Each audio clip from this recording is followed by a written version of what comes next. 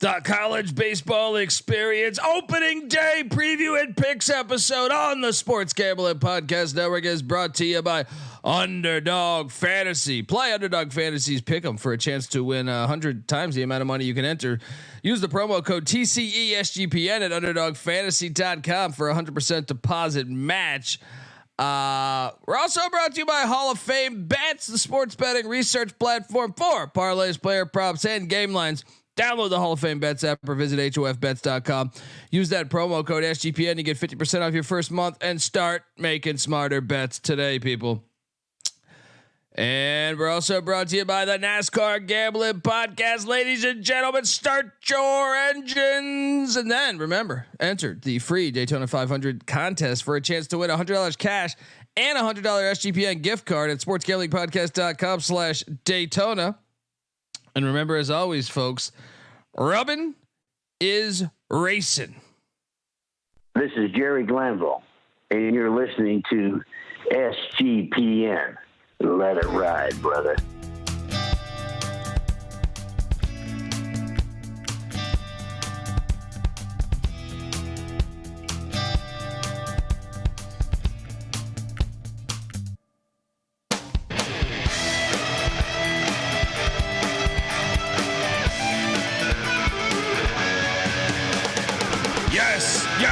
Yes. Woo! Welcome to the college baseball experience. Opening day is here. Opening day preview and picks episode. Yes. Give him the heater, Ricky. That's what we're trying to do here. Hopefully you're watching youtube.com/the college experience. You can watch this show live. And it's a new season, another season upon us, and I can't wait to watch all these ball games. If you're wondering who the hell you're listening to, my name is Colby Swinging Dant, Dan, aka Pick Dundee. That's not a pick. This is a pick. He was raised in the land down under, where a man thinks on his feet, speaks with his fists, and lives by his wits. When Dundee happened, he was a superstar. I'm probably drinking too much and celebrating too much and not sleeping. Would have killed a normal man, but no, that's gone. The medical advice I got from that was like being hit by lightning. Pretend it never happened and get on with your life. Oh boy. A new season, new value, and look, we're here all year. Again. Talking baseball, serving up that high heat.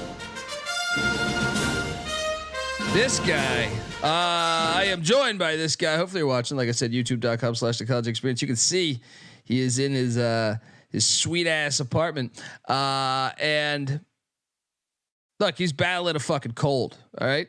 He got some of that. He's been drinking that Michigan water. He's getting fucking sick. All right. And you know, he's battling. All right.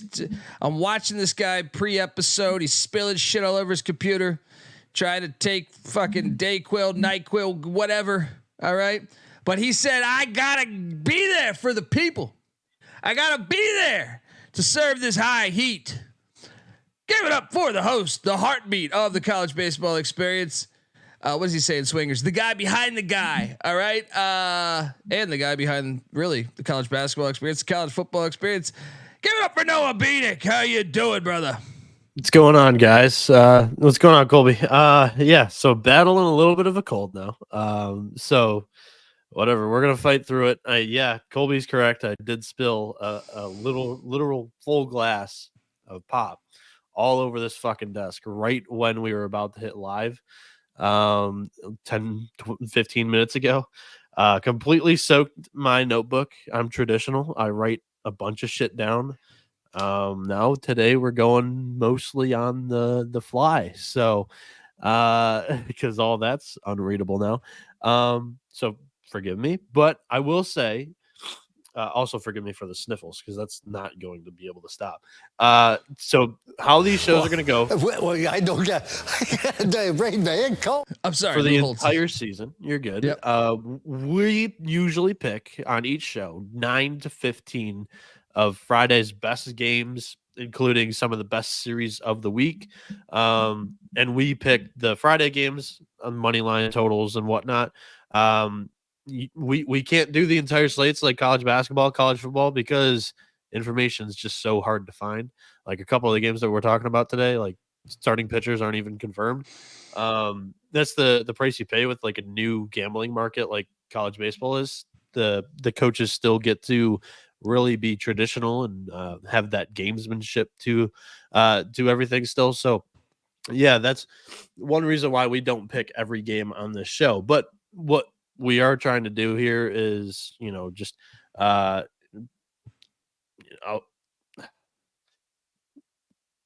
give the audience some of the best games of the week, but also there's a cool contest that 11.7 podcast runs. They call it a pick'em. It's basically like if you know of the Circa contest in NFL, there's 6 series for college baseball every weekend that they select. You have to pick the winner of all 6 series. We include those 6 series in our shows every single week. We have since last year when they began this. There's also Survivor Pool. So at the end of the show, we'll give out our Survivor lock along with a lock and a dog, like typical sports gambling podcast shows do as well. So, yep, that's how the podcasts are set up, and that's what you can expect moving forward throughout the regular season. Yes, and what you won't expect is the setting that I'm in. I'm currently not at home. I'm dog sitting for my aunt that played basketball for the Florida Gators. She's down there in Gainesville, opening day weekend. That's not the reason why she's down there, but she is going to catch a couple of basketball games, I heard. So, yeah, good stuff. Gator. Let's go. The slate is fantastic, and it's going on all day. Trevor's in the chat saying 9 a.m. baseball. Yes. Folks, remember you can hop over to YouTube and hop into the chat. Tell us who you like, what you're picking. We're gonna go through all the games that we have available essentially. Before I do that though, I want to tell you that the college baseball experience is brought to you by the Daytona 500 contest. Look, folks, maybe you don't even like racing.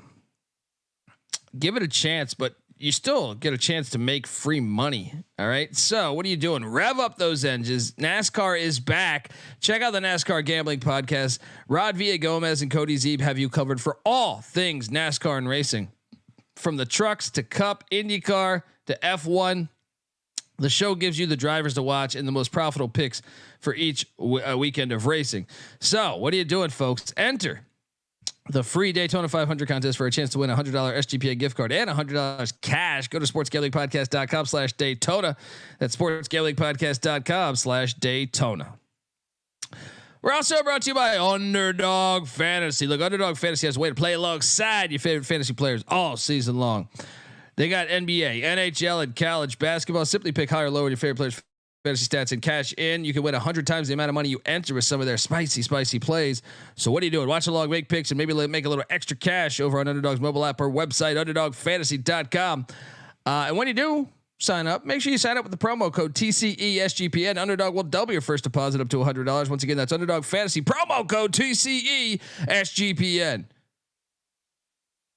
All right, here we are, folks. And we got heat. 8 a.m. I know the chat was talking about 9 a.m. 8 a.m. baby. All right, look, college basketball fails us so often with not giving us day games. Thank God, college baseball. And Fridays are loaded in college baseball. Yes, unlike college basketball Fridays. Yes, exactly. So load up. We got an 8 a.m. game 1 of the baseball at the beach tournament there in Conway, South Carolina. Obviously, that's the campus of Coastal Carolina. Jack Combs Field is what they're calling this one, as obviously Coastal's got such a nice program down there. We got the Indiana Hoosiers traveling. It's at Duke, but I don't know if that really counts as at Duke because it's in Coastal. Indiana's taking on Duke. Indiana's plus 135. The Duke Blue Devils minus 175. Over under of 11.5. This is obviously, if you listen to our ACC preview, we're kind of bullish on the Duke Blue Devils, albeit that they're private school pussies. But yeah, I mean, Indiana's the Big Ten team. I can't trust a Big Ten team. They haven't been fielding all winter. Colby's saying they haven't fielded a ball in the warm weather all year long. Yeah. I can't buy into that. I will go with the private school pussies minus 175, over under at 11.5. Under is the play, right? That's what under's got to be the play here, right? First game of the year. Yeah, I like the under too here. Both teams, like I said, some of these games we don't know who's pitching for some of these teams, but both teams are listed to be throwing their Friday night starters here. Sophomore Braden Reisdorf is going to get the ball for the Hoosiers. He was as a freshman last year. He went 3-1 with a 4.56 ERA, 58 strikeouts, 51.1 innings. Duke is going to counter with one of the nation's best aces in Jonathan Santucci, who was shut down last year in the middle of the season due to shoulder tightness. But when he was placed on the shelf, he finished the season basically with 50 strikeouts in 29.1 innings. So if you were listening to the ACC show, I said if he basically pitched a full regular season through 90 innings, he basically had almost 153 strikeouts through the entire season. That would have put him in the top 5 nationally in strikeouts. So he's a legit dude. And Duke, they have the better overall pitching staff. They have the better starting pitcher here in the preseason. I have a lot of questions when it comes to their offense, but like you said, I know they're going to pitch well in this game against an Indiana lineup that brings a lot back from last season. Duke's my pick to win this one, but the under, I think, is the great play. This is the one that I think we should all bet. This is a lock for me. Because I honestly think too, Duke, I don't know if it's a look ahead spot for Duke, but they have Coastal Carolina this weekend. They'll be playing the Beach Chickens, and they ended the Chanticleer's season last year in Conway in the NCAA tournament. So Coastal is going to want revenge in that game. I don't know if Duke's looking forward to that, looking ahead to that one, but I will definitely be playing Coastal Carolina in the money line coming up in the future this weekend. Yes, and I want to talk. I'm going to tail you on the under, but I want to shout out some people that are asking, is ESPN Plus where to catch them? You're going to catch a lot of them. That and Flow Sports. Obviously, Flow Sports is horrible. Yeah, but ESPN Plus is great. They do a great job of covering them. Shout out to Carter7. It says, it's my birthday. Nothing better than watching some college baseball. Shout out to you. Happy birthday. Also, for what it's worth, before we get even deeper into the show, all the lines, we pull them from DraftKings. Shop for the best line. I mean, these things are all over the place. Depending on which book is taking action on what game, it's going to move the line no matter what. So yeah, there's going to be some unbet numbers on other books. Just look around. Yes, and shout out to Jay. Said he just got his TCE hoodie today, folks. The SGPN store is rocking. Yeah, I just posted a photo of my son in the Say No to Domes football t-shirt, but we also have college baseball t-shirts. Check out all that stuff. And John Wesley, my guy John Wesley, shout out to John. Dundee just got home from the rack and saw you maniacs were live, so he caught Rutgers in a nice win there. Although they didn't cover for us, but need to get my baseball picks for tomorrow. You guys are awesome. Shout out to John Wesley. Love the classic fans that we have, like Magic Man Blanco. He says, I got no clue about this, guys, but I'm all in. Let's get some winners. Well, that's the thing.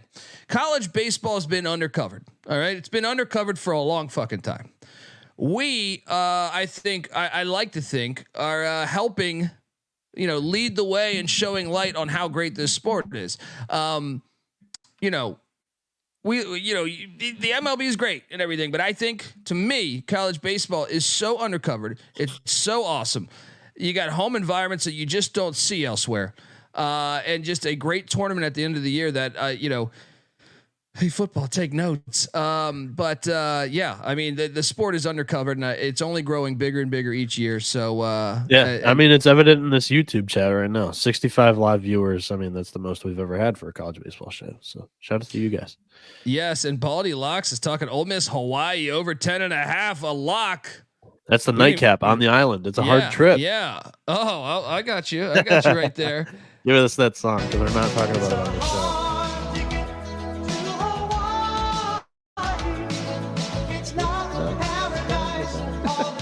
Chat's cracking me up. Alfred 44 says Flo must be owned by Shannon Tweed. That's a deep pull.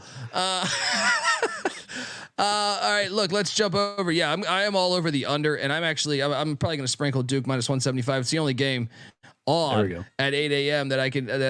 Yeah, I'm all in. I'm all in on both. 9 a.m. though, you get a couple games. I mean, basically, I don't know if we're riding the rule with the standalone shit because we're not picking every game of the entire slate every day. But I mean, that's borderline standalone game, right? Yeah. Also, again, weather is seeming to be an issue across the country. Check and see just like what time these games are starting because a couple of these have been moved ahead a couple of hours. This Indiana Duke one got moved ahead, so that's why that's the one thing that's hilarious about February. I can remember last year. I think I was a West Virginia game I was watching. I think also maybe a Virginia Tech game where I mean the snow's flurrying. The wind looks crazy, and you're like, how the fuck's the pitcher? Like, are you really gonna? Air Force played in the blizzard last year. Yeah, it's like your stats are gonna go on the record for the year on this, and you're just like, this is unfair. But hey, I love the elements. I think sports are better when you have the elements. But still hilarious to start in February with some of these cold places. All right, let's jump over and talk about an old Big 12 matchup not Big 8, but Big 12. Nebraska is taking on Baylor. This is game 1 of the weekend. The Shriners Children College Baseball Showdown there at Globe Life Field, which is what, Dallas, right? Or Fort Worth? Dallas, Arlington. Arlington, Dallas area. I always get all that shit confused.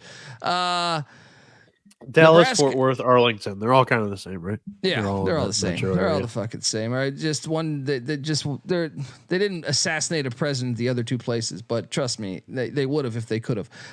Nebraska is -115. Baylor's also -115. So basically, just that the odds makers like I got no idea who's winning this fucking thing. Over under sitting at 11.5. This one, it surprised me when we were talking pre-episode. Baylor's got a little bit of a home field advantage here. True. Nebraska depends on how many people show up. Nebraska may pack Lincoln for their volleyball events, and have fake sellouts for their football games. But I don't think they're going to be going to like Baylor. Baylor knows the lay of the land there. They play at TCU. You know what I mean? So. The difficulty about this one is it's a Friday afternoon. Most fans aren't taking off of work to get down there for this game specifically. They'll be there for Saturday and Sunday. Yeah. What do you think about Skurs 15 chat? Skurs 15 and what he said in the chat. Should we push the start of the season back? It would be sick to have the College World Series lead us into college football. I mean, that would be amazing. That would be amazing. The academic calendar wouldn't allow for it though. Like it ends. Yeah. You have to have. We know college cares a lot about that, but it ends July 1st. That's when it flips over. So everything has to be done before July 1st. But I mean, academics. Hi. I'm sure Paul Skeens never got. No one ever bought his ice cream sundae. You know what I mean? Yeah. You know what I mean. Dude, I'm going Baylor. Look, at a game where I have no idea what to expect from Nebraska going all the way down there, I think Baylor has the advantage here. So when I see -115, I think they're off a little bit. I'll go with the somewhat of the home team here with the Baylor Bears -115. Do you have a side you like on the over under? Should we play the over maybe? What do you make of this one, Noah? I definitely like the over. I would 100% favor the over here. But Nebraska's the pick for me here, and I'm actually locking it up. Baylor, they're a basement team in the Big 12. At least the Cornhuskers offense packs a punch as they hit the second most moonshots during Big 10 conference play a season ago. Baylor's listed starter for this game, Mason Marriott. As a sophomore last year, he got bludgeoned to a 1-7 record, 7.67 ERA. Opponents had a batting average of 306 against him, and his BABIP was even worse at 363. So I think he's going to be bad in practice for a good Nebraska offense. Starting on the bump for the Huskers is going to be Brett Sears, who he was a reliever for Nebraska last year. He posted a 5.29 ERA, so not good, but still much better than the 7.67 here. 23 total strikeouts in 17 innings. Prior to Nebraska, Sears was dominant in the JUCO level. He had a 3.06 ERA, an 85.1 innings at Iowa Central, and had a 1.34 K per nine. So I think with more opportunities this year and the comfortability in his role, he won't be having to pitch for a job like he was last year, only getting 17 innings throughout the entire season. So he's going to be comfortable, not be really feeling the pressure. And I don't value Baylor home crowd advantage at all here. I think it's going to be mainly pretty quiet inside this dome, for lack of a better word, to piss Colby off. So I like Nebraska here. I'm going to lock it up. Woo. Mr. Big Ten repping his Big Ten down there in Texas. I do think, now that I think about it, Baldy locks in there saying take the under. There's no bomb. No, there are no bombs hit in Globe Life. I like that angle the more I think about it. So maybe I will pull a Benedict. It's a big park, but the Big 12 tournament last year had plenty of runs. So I don't know if that 100% translates because of the metal bats. So Trevor Calkins in the YouTube chat asks, is there a college baseball picks page on the SGPN website /app? Yes, there is. If you look up college baseball picks on the Google search engine, we have the #1 link that pops up, and it's the picks page. However, our provider, Tally Site, has not provided us with college baseball, the widget for it, basically, so we can display it on the website. So we're waiting for that. When we do get access to that, all of my picks for every single D1 game being played, I'm going to attempt to do it, even though I can't really even handicap half the games because I just don't have access to any of the information for lack of a better example, like the Southland or the Big Sky. I'll attempt to pick every game, and then you see the lock icon next to it. That means that I've bet it. And for the show purposes as well, if anybody's new to this, since my VSiN hit this morning, I gained almost 50 followers. When we say we're locking it up on the show, there's a different. You broke up there. You broke up there for a second. You gained what? Almost 50 followers since my VSiN hit this morning. So I look at you, buddy. I think you're breaking up, by the way. It's you. It's you. I'm on Ethernet here. I will say, so any new listeners, a lock in the college experience realm just means that we're betting it. I mean, we bet anywhere from me in college basketball 6 to 7 games a day to Mac in college basketball who's betting the board with 50 games. So that's the terminology for lock. All of my bets in college baseball, since it's a money line sport, I bet to win 1 unit on everything that I play for a specific game. So that's how I handle it. I want to hit up Willis in the chat. He goes, shit, I work in Arlington. Maybe I'll call in and catch the game. Let us know if you are. Look, to me, any of our college shows, college baseball college games, football experience, college football experience. Yeah, college basketball experience, college baseball experience, any of those, even the fucking Frozen Four, you catching college hockey. Tag us in that. We believe in the experience. We love the college game more than the pro and on all levels. So 100%. Tag us in that. Show us when you're at the game. We're going to retweet that shit. We might even send you a gift card. So do that if you're there. I'll take Baylor, and I'm actually going to take the under, man. I'm going to take the under. I'm going to take a shot on that under. Next up, same time, 9 a.m. The Louisville Cardinals are taking on Indiana State, the Sycamores, who obviously made the tournament a year ago. Louisville had a down year. This is game 1 this weekend of a little 4-team MTE in Tampa, on South Florida's campus there in watch out, strip clubs, a lot of strip clubs in Tampa. Maybe, knowing Louisville's history, the Rick Pitino obviously had the prostitution ring with the players. That scares me. And that is why I am going to take the Sycamores plus 120 on the money line here. I buy into the culture that they've been building there in Terre Haute. And anytime I can fade the ACC, it's always a good spot. I know over and under is set at 11.5. I don't really have a lean on that. Do you have a lean on that? And who are you taking in this game, Noah? So when it comes to this game, this was one of the ones that could not find any starting pitchers wherever I looked. So I know for a fact, Indiana State, they were a super regional team last year. And honestly, they should have been able to host against TCU, but they Terre Haute was hosting the special Indiana State Special Olympics during the Super Regionals last year, so they had to travel to TCU, and they got swept in the 3-game series. So they lose their entire starting rotation from a season ago. Louisville is supposed to take a step up. This one smells like Courtney Love to me. I think Indiana State should be favored here in this game. Louisville probably getting the high major tax, but I don't agree with the 150 price. Again, I don't know who's starting for either team. Everybody seems to be high on Sebastian Gangola from Wright State, who transfers into Louisville. They're projecting him to maybe even be the Friday night starter. So we'll see how that goes. Personally, I like it is Liggett. Personally, I think he's their best option. So if it's him, I'll probably lay off. But we'll see what the pitching matchup is for the Sycamores because they bring back some talent in that offensive lineup that won them 40-plus games a season ago. Louisville was down in the basement of the ACC. Like I said, they're supposed to take a step up, but I don't agree with the minus 150 here. So give me Indiana State, and I like the over. That would be my pick. And so, I'll join you on the over there. Kiwop says he's never bet on baseball before. That's fine. I mean, look, but there's a lot of edges. I feel like college baseball is undercovered. When I say undercovered, not only nationally from a TV perspective or an analyst perspective, but also from a Vegas perspective. I believe they don't know what the fuck they're talking about in a lot of stuff. I think there's a lot of edges you can find in college baseball.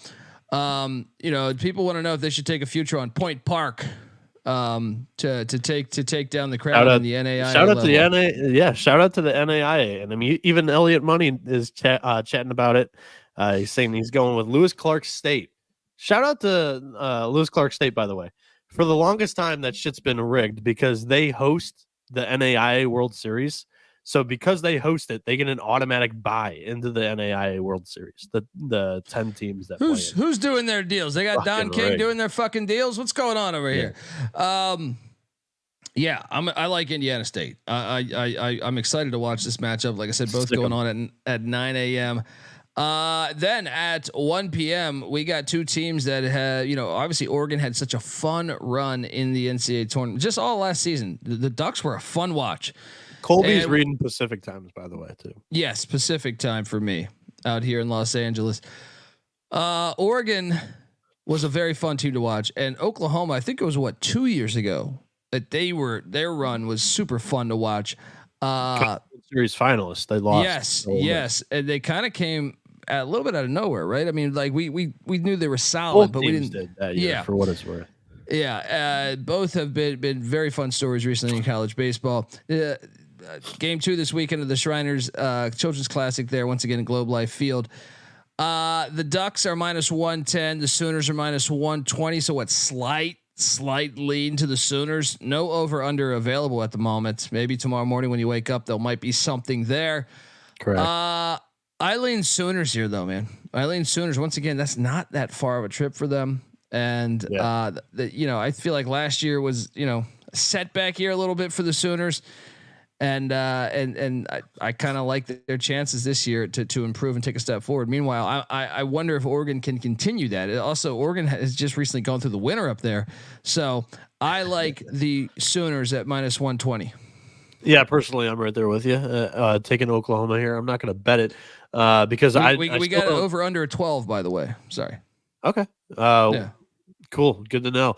I'm personally not going to bet Oklahoma here because I don't know who's starting for Oregon. Oregon's pitching staff is one of the elite ones on the West Coast entering this season. So they've got plenty of options. Anybody that they choose to go with, I think would be a solid option here. Oklahoma's going to start Sam Houston transfer, Braden Davis. Last year with the Bearcats, he was 5-4 with a 2.78 ERA. He had 61 strikeouts in 45.1 innings. Very solid pitcher.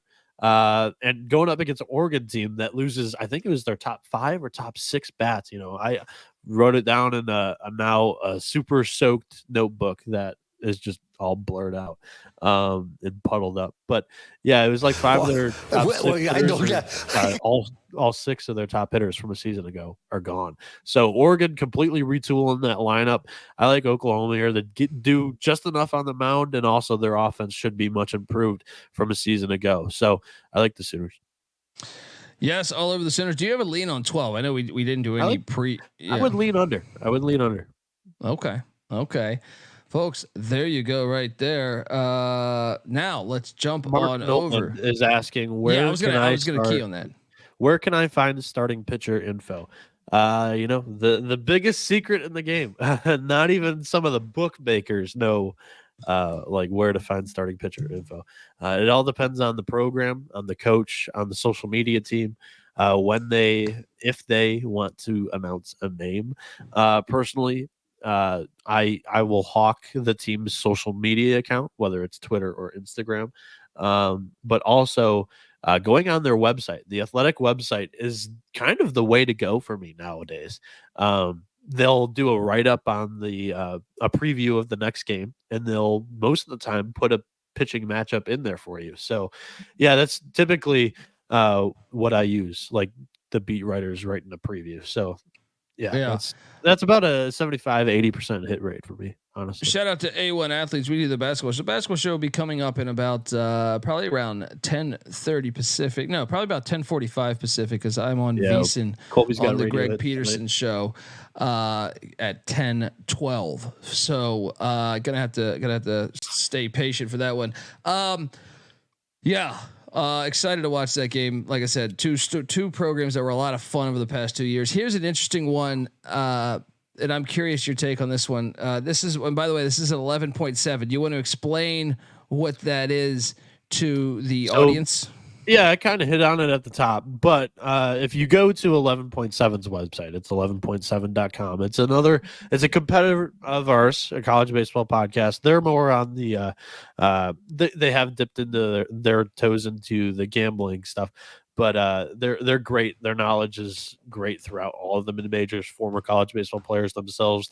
They just love the game, and they run something cool on their website. Something that is like way past my knowledge to even do. Where it's basically like a circa NFL pick'em, where they offer 6 series every week. They're usually extremely tough to pick, and basically, if you can pick the winner of the 3-game series, you need the team that you pick to win 2 of the 3. Then that adds to your total. There's, I think, 15 weeks in the regular season of college baseball. Whoever has the winning total at the end of the year, their prize last year was a free trip out to Circa for the College World Series, and Derek Stevens was putting up the winners. This year, they wanted to do it in Omaha, so you could actually go to the College World Series games. So you get a 3-night stay on the opening weekend of the College World Series, and you get 2 tickets to each of the first 4 games. So cool stuff from the 11.7 guys. I wanted to promote it again this year because 1, it's very degenerate. We love it. And 2, I have the competitive edge. I want to win this thing this year.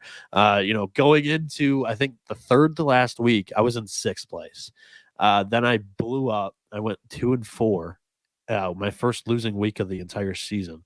And then I was like, okay, I need to kind of differentiate myself. And I tried to play too cute to give myself better odds of coming in first rather than, coming in a top 10 spot. And I tanked to like 24th or something like that. But yeah, very fun event that they did. Survivor, I lasted 6 weeks last year as well. What fucked me up was March Madness. I lost the week that we were out there, and I was like, you know what? It is what it is. But I'm ready to run it back. Yes, and there are competitors. You said, oh, that's right, there are competitors. It is not free to do. It costs $11.70. $11. What are you doing? That's a fucking drink at the bar. It's better than better than 1,000 with the Circa. Shout out to Circa. They're good friends of ours. But yeah, it only costs $11 compared to 1,000. So let's go. Yeah. Virginia Tech heads to the Clits, taking on the Clits of Charlotte. interesting to see the AAC team hosting. It's got to be maybe a weather related thing, perhaps. Correct. Most northern teams play south early on in the year. So even though Virginia Tech honestly is not that much more northern than Charlotte, it's only a couple of states north, but still like I think 4 or 5 hour drive. Correct. So yeah, I mean they're going south a little bit here.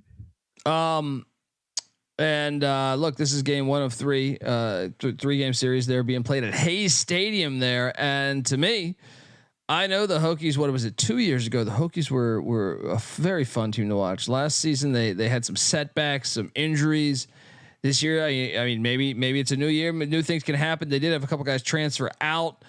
While I look at the Charlotte Clits, and I look at Charlotte as a team that, to me, it's a city that's on the rise. You've seen it over the past 20 years. They've just their population continues to grow. NCAA their football team last year, yes, NCAA tournament team last year. Biff Poggi coming in football. Their basketball program's rising up. I think, you look 10, 20 years into the future, Charlotte might be a very hard team to beat on a lot of levels, a lot of sports. So I'm buying in to the culture and the fact that they're there at home plus 100. Like I said, Virginia Tech's minus 130. The over under set at 12.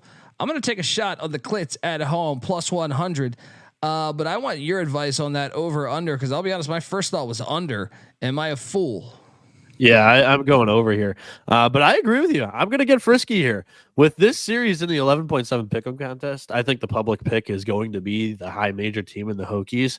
But I'm going to take the home dog here. Charlotte was a dangerous offense last season, and also that's Virginia Tech's calling card too, as they have little to no pitching. To fit my point, true freshman Brett Renfro is getting the nod here from Coach Sheff to start for the Hokies. And there's just no way that I'm looking to back a Frosh making his first college start on the road. So Charlotte, they're going to give the ball to Miles Langhorne, who doesn't have a great track record in his own right, but he redshirted at Vanderbilt in 2022. Then he transferred to Charlotte last year, where he posted a 7.11 ERA in 25 innings last spring. Langhorne, he's 6'4", 200 pounds, mid 90s fastball with some good off speed offerings.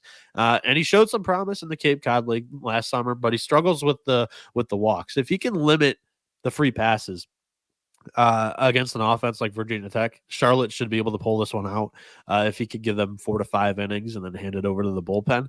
But the over 12 is going to be a great look. Both of these starting pitchers do not look great on paper. Both offenses are pretty good. Just like that, I'm changing my pick. It's Noah knows more about this sport. He played college baseball. Me, I'm just a fucking idiot that's been betting on baseball, I don't know, since the days of fucking Dale Murphy. So he probably knows a little bit more than me. I think tide turning. As I remember, I was raised in the desert, but tides kind of turn. It's easy to see a tide turn. Did I say those words? Tide has turned. I will join him on the over. Listen to there Bieniek. We go. All right, listen to fucking Bieniek. He might be spilling sodas on his fucking computer, but it is his notepad, whatever. Who gives a fuck about the soda? He knows college baseball. All right. All right, folks. Before we it's pop. Yeah. Pop, yeah. He said this pre-episode. He spills this right before we go live. He's like, I spilled pop all over my computer, Colby. What am I gonna do? I'm like, pop. The fuck are we talking about here? I'm like, what the fuck? This was a full glass, and it's all over the place now. This guy spilled pop. I was sitting there Googling what type of soda is pop. We're not kidding. We do a little bit of a chat before we hit live, and we're like, all right, we're ready to go. And I said, yeah. I took one drink, set it down on a coaster, fucking spilled everywhere, and then we had to wait another 15 minutes. Yeah, I can't wait for your aunt to come home and have a fucking Mountain Dew stain all over that fucking carpet there, buddy. Yeah. It didn't go on the carpet. It's on the desk, though. That might be an issue. Oh, well, who cares about the desk? You can. I guess you could buy a new carpet too. So I don't know, folks. I want to tell you the college baseball experience. Geez, I do too much college basketball content. Is brought to you by Hall of Fame Bets. Win bigger by betting smarter this NBA season with Hall of Fame Bets, the sports betting analytics platform for parlays, player props, and game lines. Research every NBA and soccer bet with historical stats and data. Stop betting in the dark and join over 30,000 users researching with Hall of Fame Bets to craft more intelligent, data-driven parlays. Download the Hall of Fame Bets app or visit HOFBets.com. Use that promo code SGPN to get 50% off your first month today. Start research and start winning with Hall of Fame Bets. All right, we're back on the college baseball experience. No, I wanted to ask you a question off air here, or not off air, but off script. Okay. Shoot. I love baseball movies.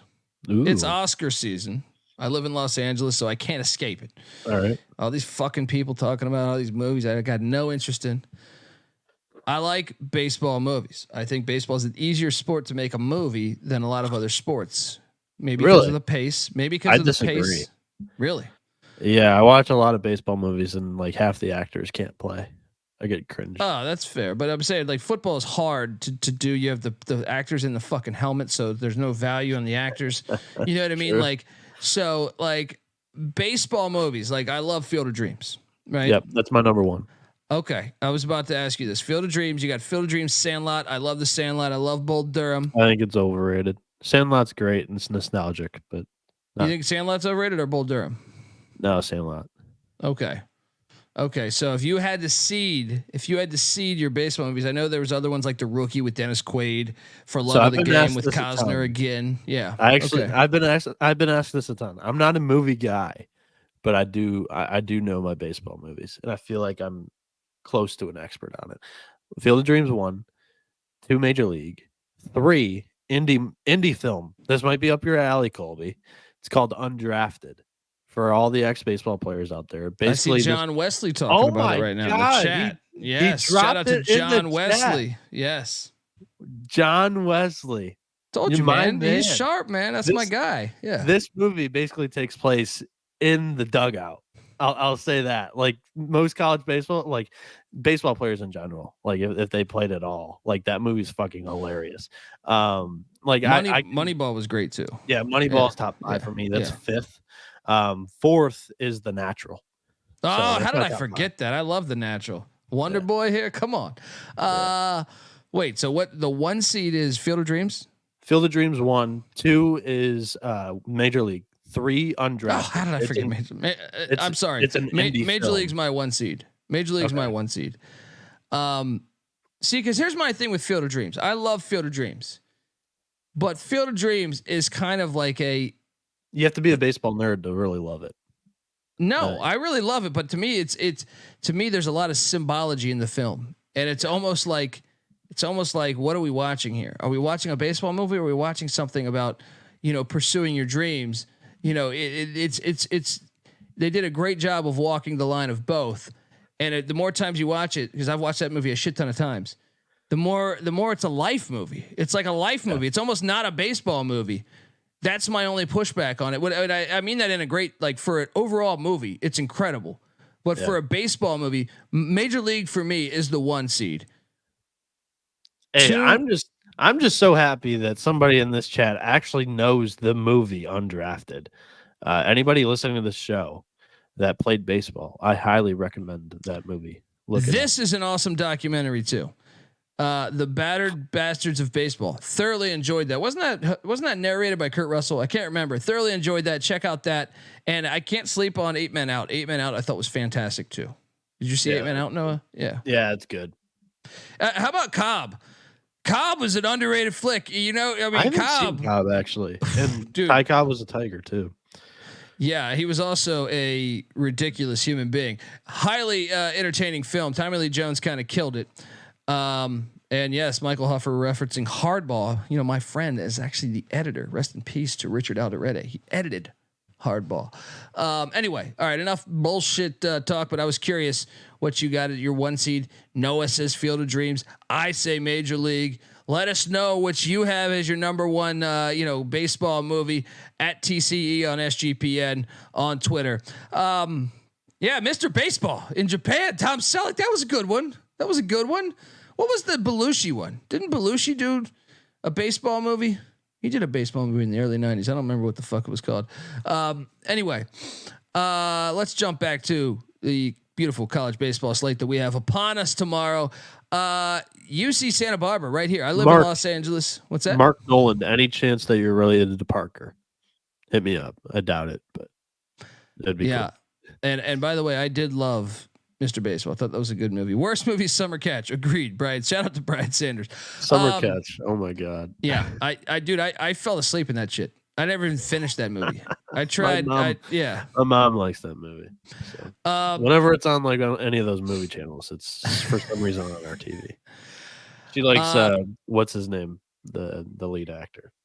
I don't even. I fell asleep. So don't. What's don't his name? fucking quiz Harry me on that. Prince. Is that his name? No. It's Freddie Prinze. His dad was actually more famous than he was. Santa Barbara. So I live in Los Angeles here. I love Santa Barbara. Me and my wife, we go to Santa Barbara often, right? I'd love to retire there, but I just, need the subscribers to go up a little bit. They head to Bowie's Creek, North Carolina, to take on the Camels. Campbell was a phenomenal watch last season. I would argue almost that they might have been one of my favorite teams to watch in all of college baseball a year ago. They were just a fun team to watch, and but they've lost a lot in the offseason.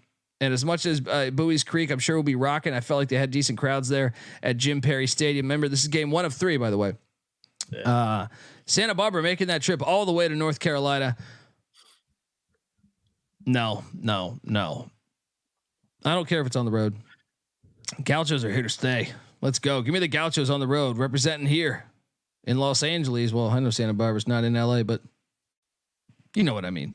Give me the by the way, the over unders at 10.5. I know it's chalky minus 150 because Campbell's plus 120 at home, and maybe can they recapture that magic from a year ago? That game's going on at 2 p.m. Pacific, by the way. Bieniek, what are you doing here in Bowie's Creek? So this is another 11.7 series. So we'll pick the series winner too. In years past, this Campbell's team has been loaded with an explosive offense and a couple of draft prospect pitchers. And I think they're getting priced that way here in the market. Like, they don't have nearly as much experience as they have in the past couple of preseasons here. The DNA is there for Campbell to be a successful team once again this season, but I think it's going to take some time for Campbell as they totally overhauled their pitching staff this offseason. So especially with the Gauchos coming into town, UCSB is another mid-major with very high expectations this year, and the pitching staff is loaded. Top to bottom might be one of the best pitching staffs in the country. Friday night starter, Matt Ager. I've heard it pronounced either or. He's one of the top 10 pitchers returning this season after posting a 3.12 ERA last year with 115 strikeouts, 92.1 innings in 2023. The lineup returns 7 everyday guys from a season ago. And the Gauchos, they'll be ready to go. And I think they go into Bowie's Creek and they pick up a W in game 1 and they win 2 of 3 in this 3-game set. Let's ride. I agree completely with you. And even though I like Campbell's program, I want Campbell to be good, but I think that's the play here. I know. Great question in the chat: is basketball a baseball or basketball movie? Big fan of anything they do. Trey Stone, is it Matt Parker? Matt Parker, Trey Stone. Big fan of anything they do. What is that? I don't know what that's a hybrid. That's a hybrid. Does that count? Does that count as a baseball movie, Bieniek? Have you seen basketball? Okay. It's okay. Don't worry. You have a lot of life to live. No, I have not seen basketball. Is fun. It's got them. I'm a victim of not seeing very many movies at all. So it's got the Baywatch chick, but not Pam Anderson. It was the other Baywatch chick. And it's got the B Pam Anderson, Jenny McCarthy. You know what I mean? Like they didn't have enough money for both Baywatch chicks, so they're just like, we'll take the brunette. I can't remember her name right now, but she was beautiful too in her day. She might have had a little. She might have had a little problem with the old sniffles. Not your sniffles. I'm talking about another one. Grissom giving me shit. He goes. He was like 9 when it came out. Basketball is fun. Look, I don't know what to it's a fun movie. That's a fun movie. Check it out. Yasmin Bleeth. That's it. Yeah, that's it. Shout out to Allie Money. Yeah. Snowing in July. There you go. Is Pam Anderson the GOAT? I have a good Pam. I had a little run in with Pam Anderson before. That's for another day. The college basketball show tonight. After Yes. Wright State is at Louisiana. The Raiders of Wright State at Cajun Field. Game 1 of 3. I mean, Wright State has been a fun team. I want to say they opened up against the Hokies last year. Was that last year or 2 years ago? They opened up against the Hokies, and the games were insane. There were like 20 runs, I feel like, each game. Yeah. Oh, my God. So now they travel to Lafayette, Louisiana. Louisiana's laying minus 190, over under at 13.5. Wright State plus 145 money line. If you're feeling good about the boys from just outside of Dayton, Ohio, me, I'm not. I'm going chalk. Give me the Raging Cajuns. I thought they were a fun team last year. They were. Yeah. So give me the Raging Cajuns minus 190. They're at home there. All the difference. I think they win the series too. What are you doing here? Yeah, plus 145 is just not enough for me to take Wright State. I fucking love the Raiders. I mean, like I always talk about it. Check off your bingo card. They recruited me, so like a little bit. They didn't offer me, but I still I like their program. Wright State's pitching depth has always been questionable to me, and this year they don't have a horse on Friday nights like they usually do.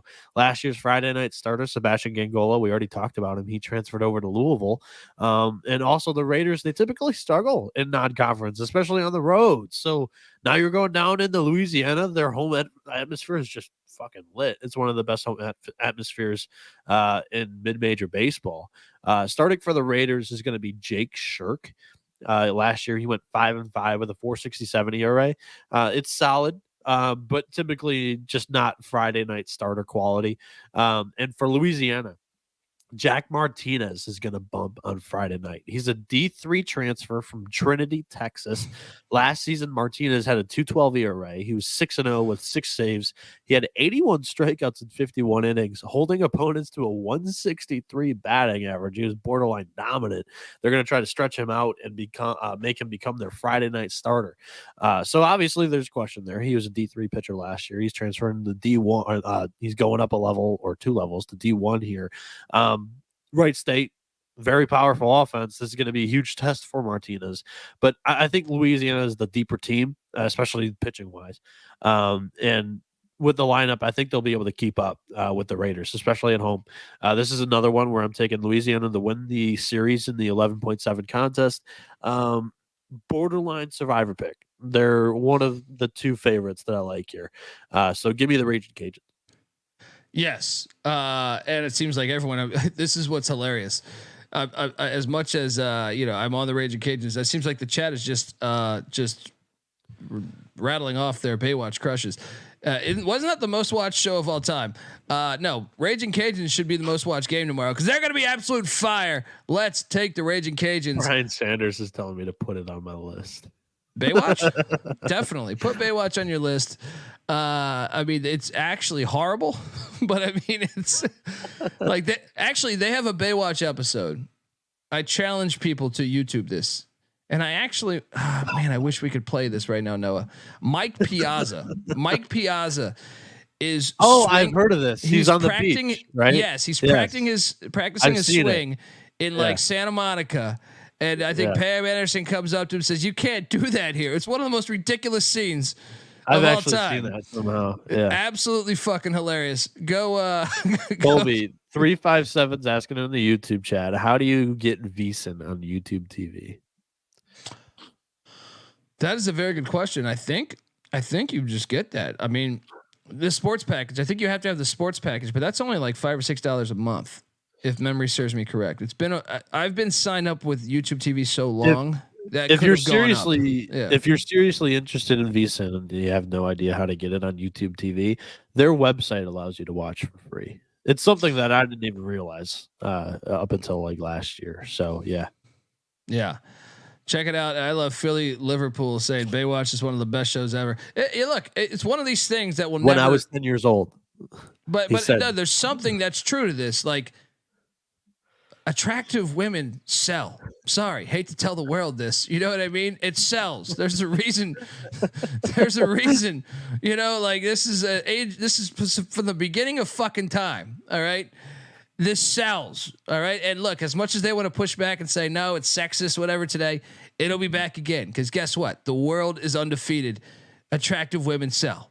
Hate to tell the world this. All right. Next up, let's jump on over to, you know what else sells? College baseball. All right. Northeastern is at Arizona.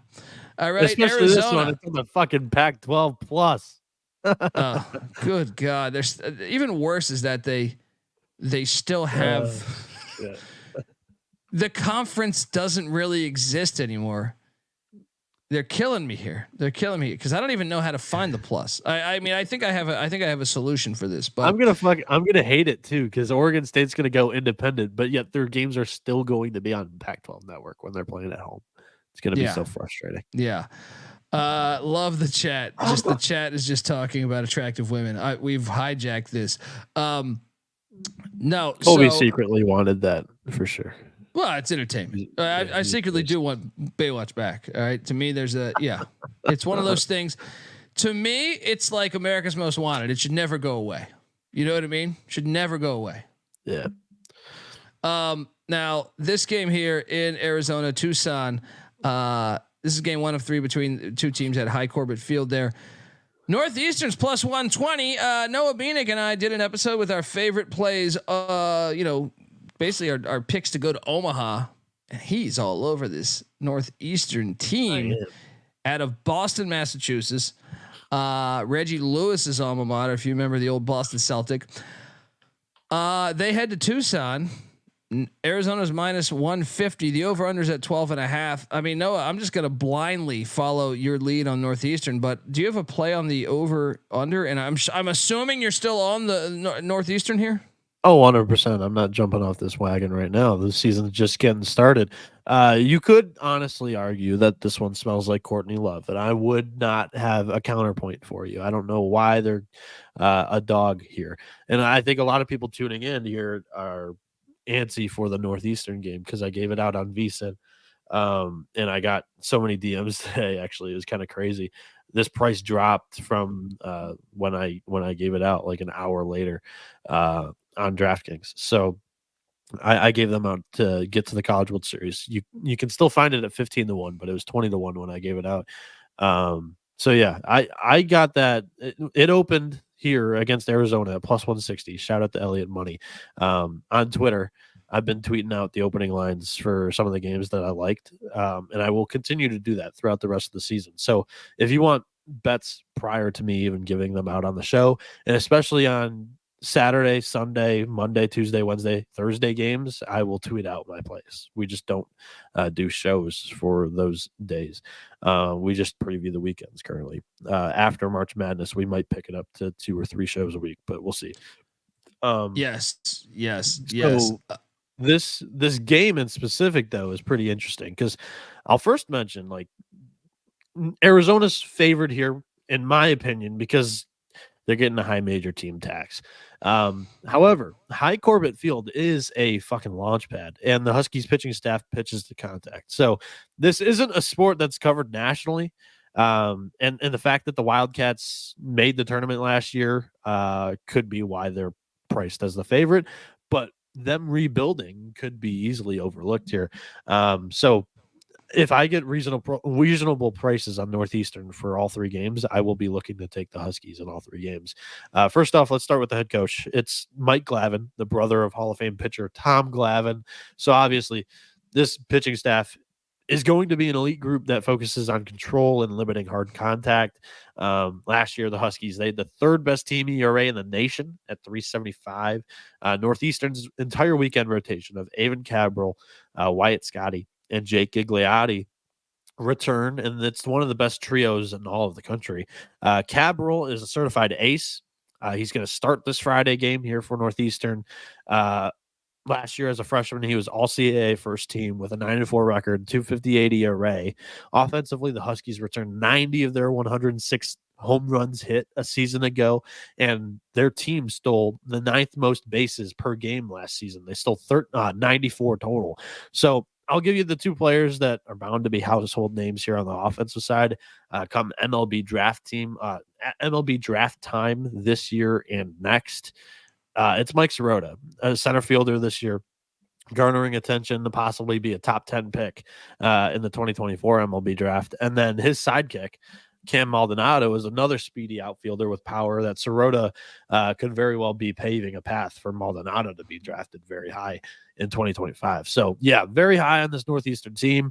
One reason why I really, really love them in the futures market is just because in their region, the Northeast, there's just not that many good baseball teams. So I'm targeting like the Rutgerses, the West Virginias, the what else? Boston Colleges of the world for Northeastern to have a little bit of an easier regional if they get a good draw, and then playing the Super Regional with a loaded weekend rotation. So, yeah, I'll take my chances with the 20-1 to get the Omaha, 201, just a little bit of a sprinkle, and then winning it all. You can still get that 200-1, 15-1 currently to get the Omaha, but I love Northeastern here, still at the plus 125, 120 price. Honestly, it feels a little bit criminal. Grissom says that Northeastern could possibly be pitching Wyatt Scotty over Avon Cabral.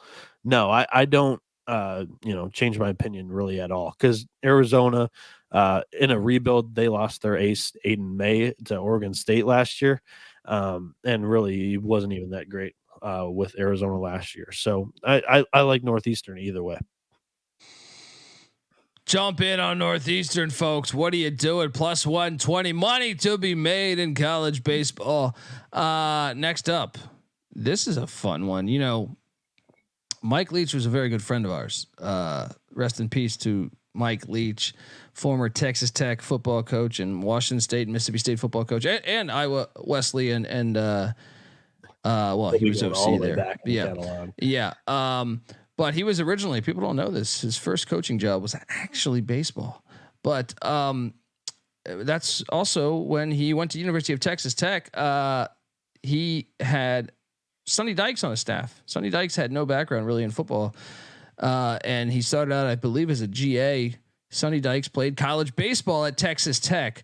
So bringing it home, they're taking on Texas Tech's had a good program over the years, and they're taking on one of my favorites, the Tennessee Volunteers, with their, they should lean into this fur coat thing even more. I know it's been 2 years, but I mean, I like Tennessee's big dick energy is my point. And Texas Tech against Tennessee. This is game 3 of the Shiners Children's Classic there at Globe Life Field. The over/under's at 10.5.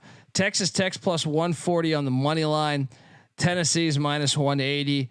If you listen to our SEC preview, I mean, both of us like Tennessee. Their schedule, we're both on Tennessee, but I really like Tennessee in general over the years.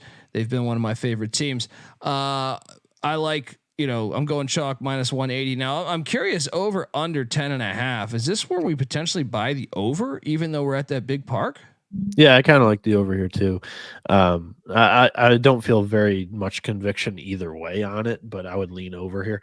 I know the betting odds portray this game to be maybe not that close. Tennessee minus 180 favorite, but I think this is the best game of opening day. All my homies, homies hate Flow Sports, but in order to watch this game, you're going to need a subscription, unfortunately. So both offenses are loaded, and it's going to come down to the pitching staffs for me. Although, all of the preseason rumblings led us to believe that returning starter Drew Beam would be the opening day guy for the Vols.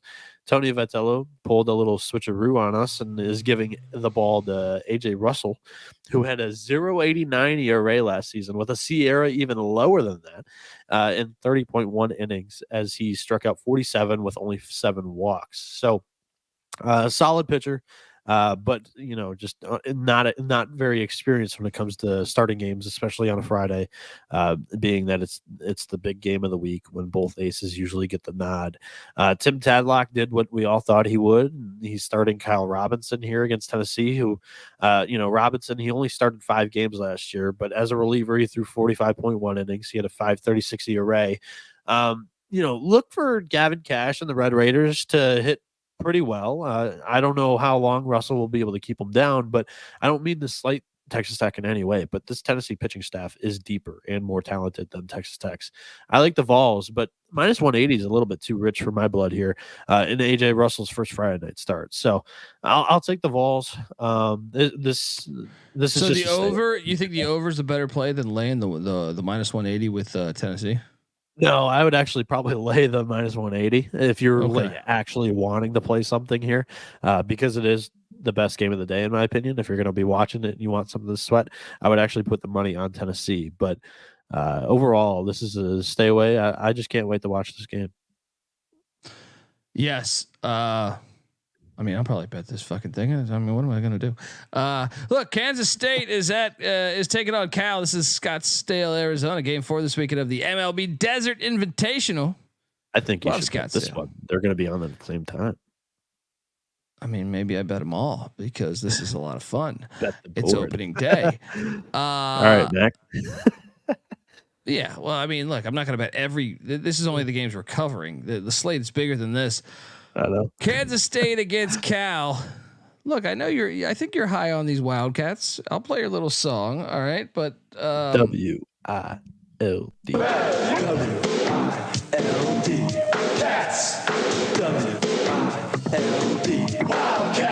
But I think Cal Berkeley is going to upset them. When I see them plus 110, I mean, it's not much of an upset, but over under 12.5. Look, Cal's a bunch. They're wannabe private school pussies. Cal's going to upset them. I normally am a K-State guy too, and I'm wearing purple. You know what I mean? I just think California baseball. They're all right. They're all right out there in the West. So give me the Golden Bears. I know their athletic department's been shit lately, unless you're talking about fucking water polo or some shit.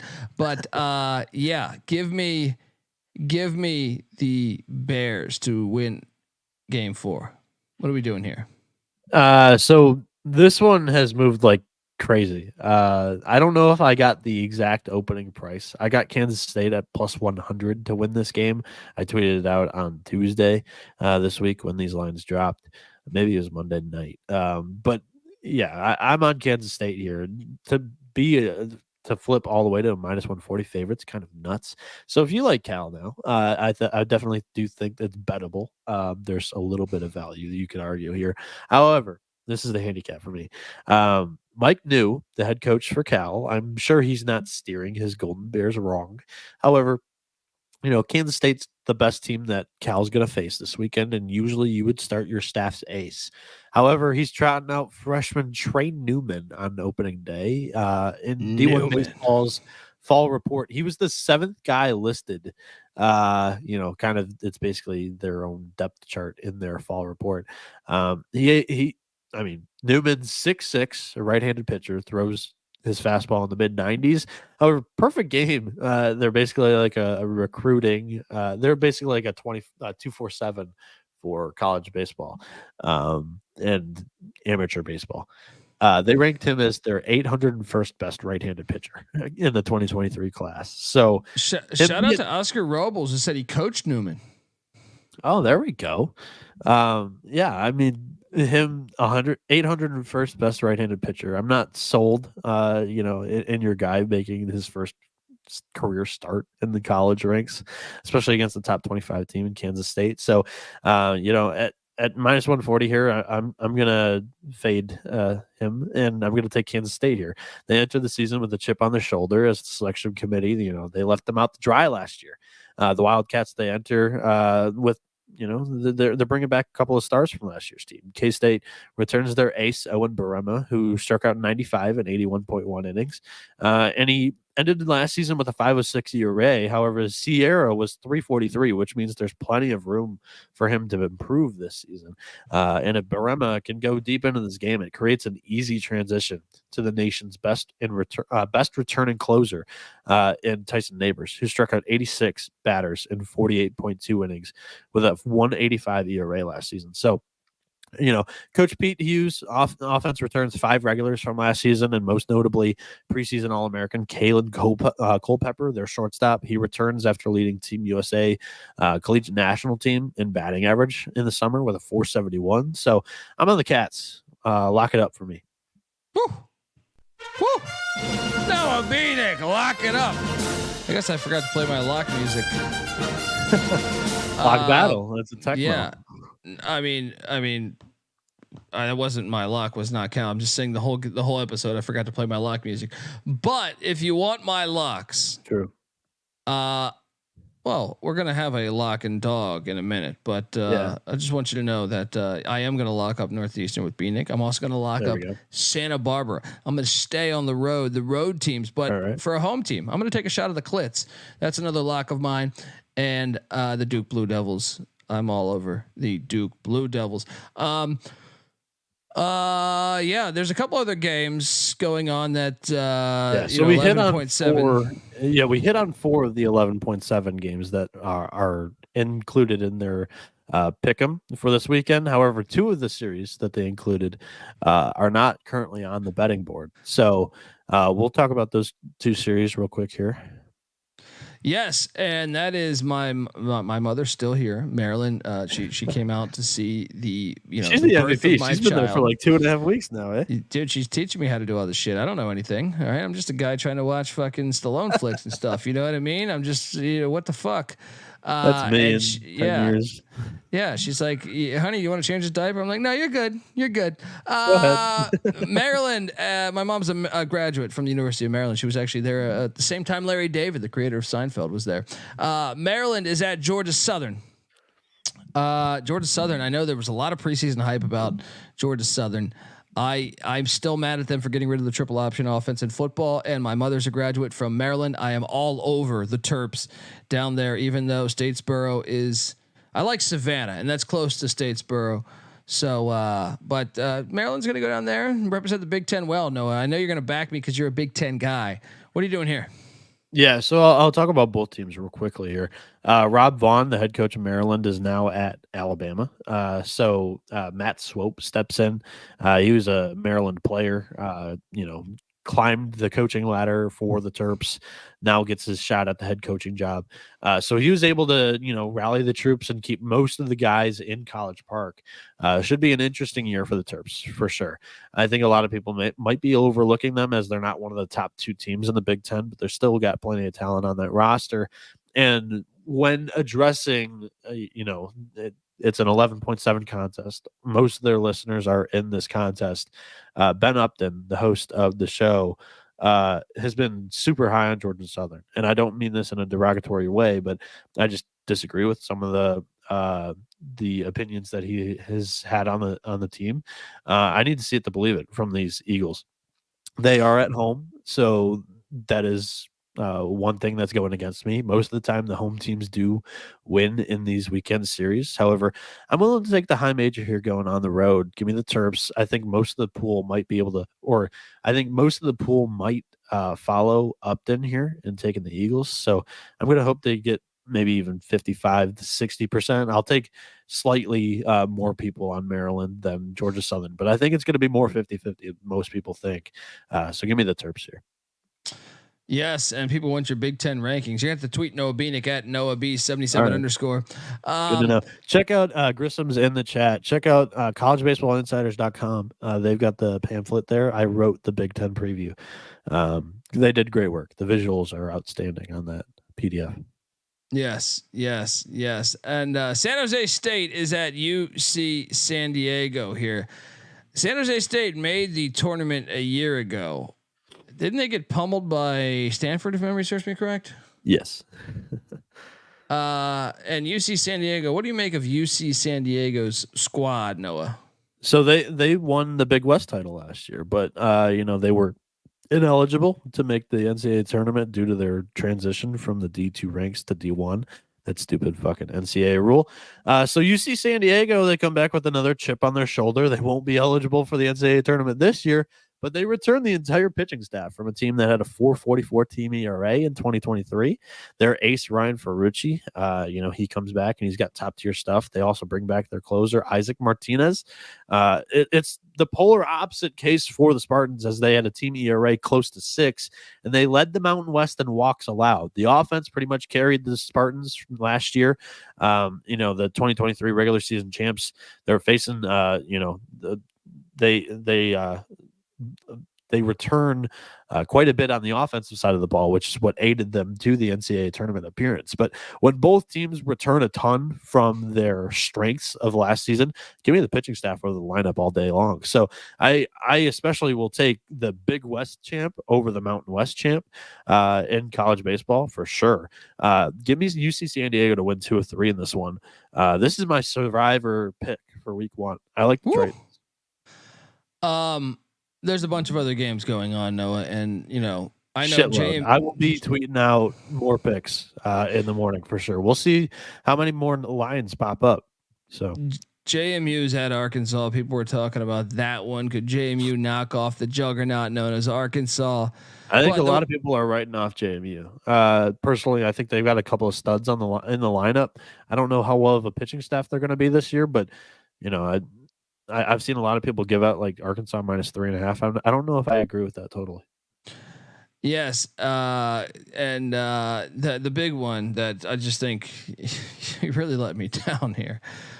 They're playing fucking Ryder. The moving company is going into G Vegas. You're an $800 favorite or whatever the fuck it is. Well, let me tell you, it doesn't matter. ECU is going to win. Better win. In the spirit of ECU, we believe every moment there was nothing that we couldn't do. Minus 6. Lay it. You're lower. Lay it. A couple other ones. I'm excited to see George Mason, Coastal Carolina. That's baseball at the beach there in Conway. Yeah. And it's a fun slate all across the ranks. I mean, like you're gonna get to see some of those SEC teams in action. LSU's taking VMI. I know someone was talking about VMI plus the runs in the chat. It's kind of crazy. It could be a little bit of a letdown spot as LSU raises the banner. Kentucky's taking on South Carolina Upstate. I'll tell you one that I'm intrigued by a little bit is Cal State Fullerton taking on Stanford. Fullerton used to have such a good program. Stanford's been fire. This is a rivalry game. This is awesome. They always start the year with this matchup. Last year, Fullerton gave Stanford a run for their money. They beat them in one of the 2 games, and they fucking choked in like the 14th inning when I had them on the money line again against Stanford. That's a double header too. That's a double header. Yeah, for the weather. The weather forced. I think it was Saturday's game to move up to Friday. West Virginia's at Stetson. Max said lay everything with West Virginia. St. John's. Dangerous. That one's dangerous. Stetson could be live there. St. John's is at Florida. You got the Florida gear there. Are you prepared for these New Yorkers to come down there and upset the Gators, Noah? No chance. There's a bunch of other ones: Gonzaga, UCLA, Oklahoma State, Sam Houston. What are we doing here? Liverpool asks in the YouTube chat, "Can I DM or tweet you some questions?" Dude, go ahead. I've got like 20 people in my DMs asking me some stuff. Like I love it. I wouldn't have it any other way. So, Scott G's asking, "Please tweet out your plays of the day in baseball before first pitch, so we can tell you, please." Yeah, that's my plan. And even if I'm not awake, I will probably schedule a tweet. I'll do a little bit of a hack around it. That way I can just have the computer tweet it out for me. Who knows if I'll be awake depending on how long this college basketball show goes tonight. All right. Lock and dog. And by the way, 357 says, do any college baseball teams play in a dome stadium, Noah? I think UTSA does. Yeah. Syracuse doesn't have a team, so we can't. No, they're too pussy. They still have Bob Costas' pink eye. Yes, let's go into this, man. Let's what is your top play? Your absolute, if you were sitting there and playing Russian roulette and you had to make this pick, yeah, where you pull the trigger. What are we doing here? So obviously baseball is a money line sport. I'm going to give you a play that I'm very confident in, but also a play that I think there is some line value in. Like, even though I like Duke to beat Indiana, I don't want to give out a minus 175 as my lock. I'll give you Nebraska minus 115 against Baylor. The reason why I'm doing this is because I think Nebraska's offense is flat out better than Baylor's, and Baylor, they're starting Mason Marriott, who's got a 1-7 record with a 7.67 ERA. And at least Nebraska's starter Brett Sears has had some success in the JUCO ranks before coming up. Last year, he just didn't get a ton of opportunities. So the 5.29 ERA looks bad, but it was only in 17 innings. So if you give up 3 or 4 runs, that easily skews the ERA there. So I like Nebraska there on the money line. Minus 115. There's good line value there. For the dog, this one's not good line value because you could have got it at plus 160 earlier in the week. But give me Northeastern. Give me these fucking Huskies on the road at Arizona. The Wildcats, they're just a rebuilding team. And Northeastern, I'm so high on. I have them in the College World Series. So let's go. Let's ride. I mean, the dog for me, because you're taking Northeastern, and I don't want to be a fucking copycat. All right. You can. I won't blame you. No, fuck all that. It's Indiana State plus 120. Let's take Indiana State. The Sycamores against Louisville. Remy Kim says, "What books have lines?" We're getting these at DK, but I think there's several books with these lines. DraftKings has all the early lines. So like they originated this week. They released everything early. They released game lines early on, like Monday night. Today, this afternoon, they released totals and some run lines on most of these games that they're offering. Tomorrow, I expect Bet Rivers they usually do the run lines, the totals, and they do money lines most of the time. FanDuel has never really done run lines, but they offer totals and money lines for most of the time. Caesars, they have done totals in the past, no run lines, but they have money lines. And then BetMGM, I haven't really paid attention to BetMGM before in previous years. This year I will be because I have my Clemson future on BetMGM, so I'll be paying more attention to BetMGM. But yeah, those 5 for sure. Those are like the 5 household ones. They all will be offering stuff this year, which is amazing. I mean, the growth of this market is tremendous. The growth of the sport is crazy. I love it. Yes, it is fantastic. So yeah, my dog is going to be Indiana State, my lock. Well, if you don't want me to take ECU for obvious reasons, that is a lock. But I'm going to go Louisiana against Wright State. I think they're going to fuck them up. Here we go.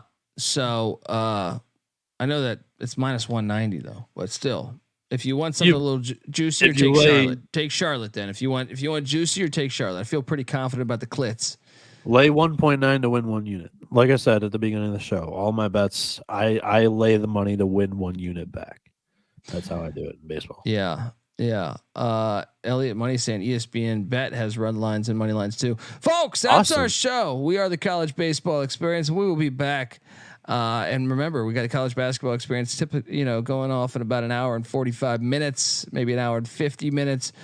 Until then, give Noah Bieniek a follow on Twitter at NoahB77_. He says he's going to answer your questions. It's like fucking writing. This is like, this is sending your letters off to Santa Claus. He's going to answer all your shit. You're going to make a bunch of cash. Yeah. I'm going to be doing a daily picks college baseball article too. So, check out SGPN, sportsgamblingpodcast.com. There will be a daily college baseball picks article. Moving forward, like for the Saturday slates, for the Sunday slates, we won't have a show. So that's going to be like gold. Because SEO, if you just look up college baseball picks, like SGPN's got like 4 bylines in the top 10 links. It's freaking awesome.